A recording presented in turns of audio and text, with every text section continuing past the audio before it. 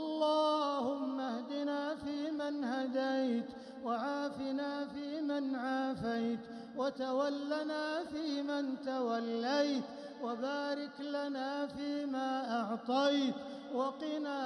شر ما قضيت، فإنك تقضي ولا يقضى عليك، وإنه لا يذل من واليت ولا يعز من عاديت، تباركت ربنا وتعاليت.